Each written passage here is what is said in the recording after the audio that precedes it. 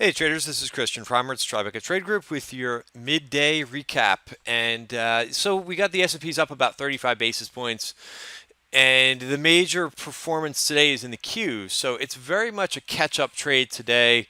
We've been talking about the implied volatilities and the applied correlations kind of all over the place today as different sectors and different indices separate today. So, we've got this little grind going on here in the S&P. And if you actually look, so we're in this uptrend. We've regained the uptrend, which is good.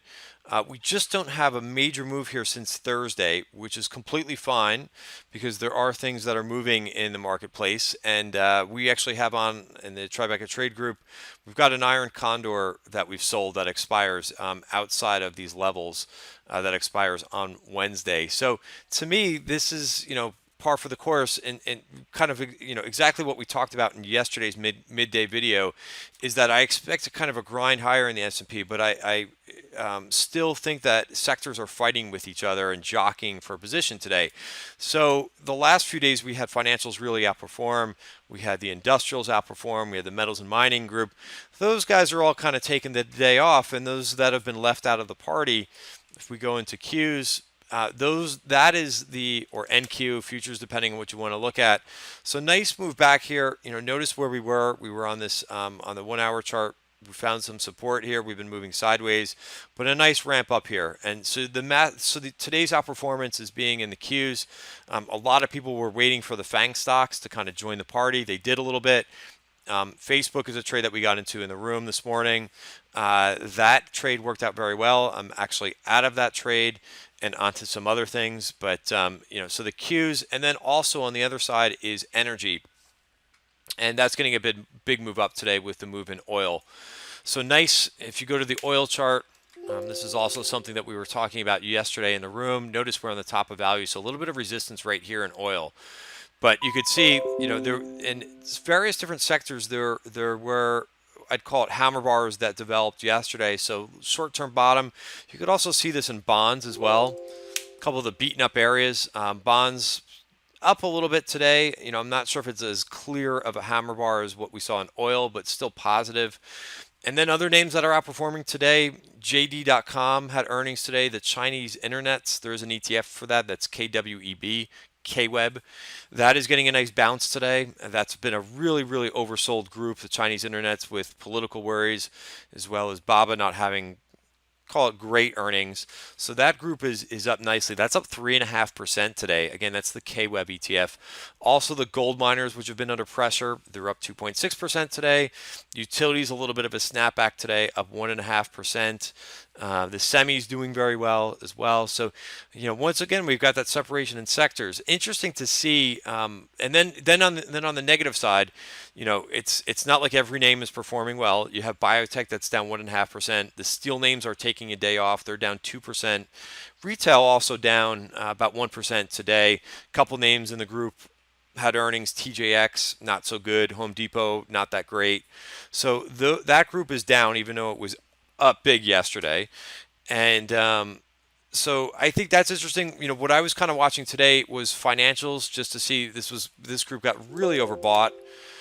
You could see on the daily chart, the RSI, something like in the mid 80s it got to. But, so the rest of the video, I want to talk about what we've seen so far in aggressive call buying. And the XLF order, March 23 calls, just a huge order. So somebody's taking advantage of financials just being down for the first day in about a week, and just a tiny bit of weakness in the financials today, and somebody putting on a colossal XLF trade, which, again, XLF is much different than it was a couple months ago because they stripped out REITs. This is more banks and insurance companies, so very rate sensitive. So somebody's looking for more upside to go in financials, thinking that this move that we've seen this week has been great, but somebody's reaching for more and thinks that we're going to have a continued breakout here in the financials. Other signals that we've gotten today, a couple of the airlines names saw call buyers. If you remember last night, 13Fs came out, and Warren Buffett announced that he had stakes in a few different airlines. American Airlines was a big winner for us today. We saw a huge call buyer in AAL yesterday. that seemed too good to be true. There was 10,000 Feb 48 calls that I put on for right around $1 yesterday, and took them off for about $1.70, $1.80. So, huge winner today. But some of these other airlines names are seeing activity.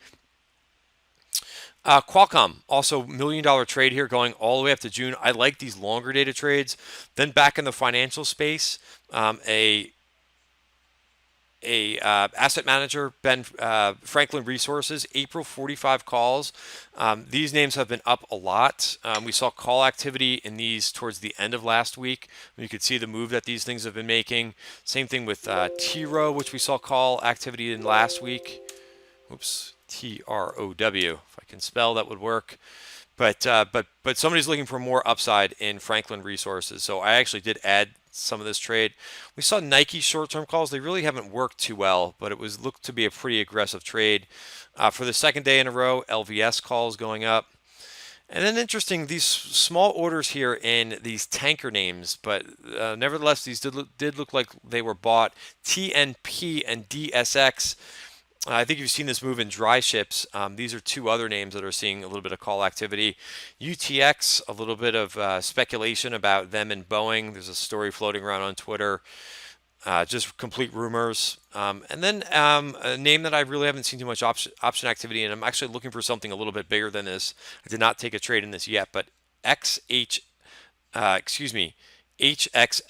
And this is more of a defense name, kind of on the fringes of not so much concentrated as Lockheed Martin or GD or Raytheon, but nevertheless a name in the space.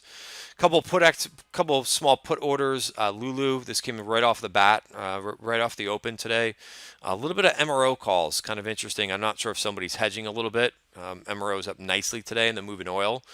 And we mentioned the XLF order, second day in a row of USO, that's the oil ETF calls going up, and also some XOP calls going out up to March. So one of the things that we thought was pretty interesting the last couple days, or while oil has been, might as well bring up the oil chart.